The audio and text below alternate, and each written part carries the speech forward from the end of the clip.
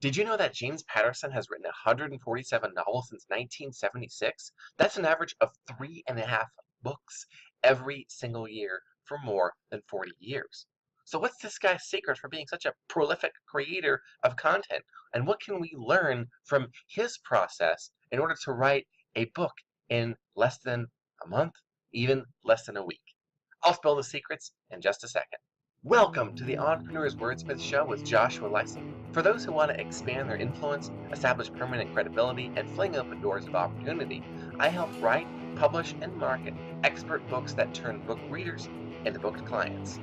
I've ghostwritten multiple international best-selling books. I'm Ohio's first and only certified ghostwriter, a TEDx speaker, and I'm the only ghostwriter on the planet to use writing analytics software to capture and authentically recreate an author voice. While you're here, go ahead and check out my other videos and subscribe and tap the bell. If you've always wanted to get a book deal, check out my upcoming videos about how to land an agent and write a slush pile proof industry standard book proposal. Back to James Patterson. The guy, as you can probably imagine, outlines everything that happens in a story and then hands the outline off to a team of ghostwriters. Now, that's not necessarily so easy. Outlining is pretty hard. I'm a two-time published novelist myself, long before I ever got into ghostwriting. My first novel outline took me over a year to write. My second novel took less than 2 days. So obviously there's a difference here. What's the secret to outlining a book very quickly that, in my case, or in James Patterson's case, is received really well by readers? The secret is the 3-act story structure. This is the proven storytelling template for you, whether you're writing fiction or you're writing a memoir. Memoirs aren't necessarily just these autobiographies. This is what I did when I was 5, this is what I did when I was 10, but they are self-contained stories which take episodes of your life and put them together in order to communicate a lesson, to demonstrate how you achieve success, or even just to share some really interesting tidbits about a time in your life. Now, the 3-act story structure. What exactly happens in this structure? Act 1 introduces the characters, such as the protagonist, that's the main character, the hero, the antagonist, which is the villain, and then a supporting cast of characters. We also see what the conflict is. What does the protagonist want that the antagonist is trying to either stop them from getting or to take for themselves? And then, of course, where is this happening? Now, one of the biggest mistakes I see with both memoirs and with fiction is what's called the inciting incident. This is where the main character's life changes completely. This is, for example, in Star Wars: A New Hope, where Darth Vader boards Princess Leia's ship. This is obviously the inciting incident. This is where the action begins, right? At this point, R2-D2 and C-3PO end up on the planet. That's the inciting incident, the incident that incites the events that play out later on. Most of the time, you'll see amateur writers put the inciting incident way too late. They'll spend 50 pages kind of building the world, introducing the characters, and not actually having them do anything.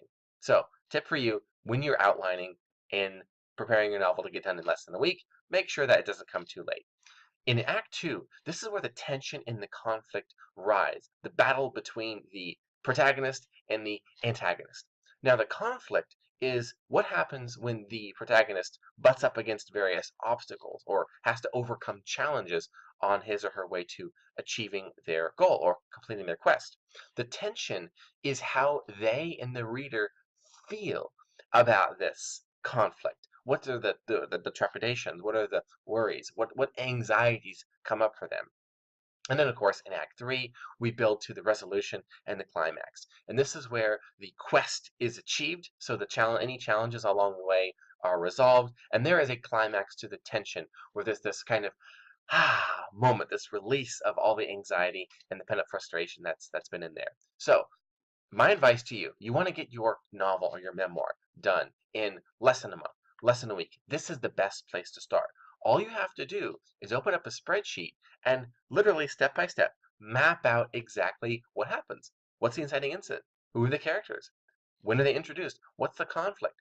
And just go cell by cell down through your spreadsheet, noting what happens. So this way, you know exactly how your story ends before you even begin writing. And let me tell you, as a guy who's written multiple novels, ghostwritten multiple novels even, and memoirs, this is the fastest way to get your story taken care of and get it out there into the world and into the hands of the people that you want to have reading it. Now let me ask you, what's the inciting incident of your story, your life? Let's say you were writing a memoir, for example. In my case, for me, ghostwriting would have to be when I was at an event signing books and a successful entrepreneur approached me and said, "Hey, I love this book that you wrote. It reads so well.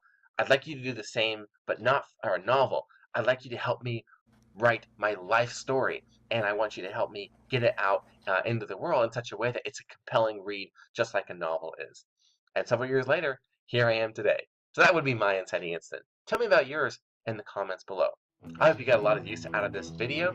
If you are going through this process of mapping out your novel, and if you come up to any obstacles and have some tension in the process, go ahead and reach out to me. I'll be happy to get together with you and talk about what's going on in your novel and see how we can help you get past those blocks. All you have to do is go to bit.ly/talkwithjoshua, and you can book a time that's convenient for you to talk.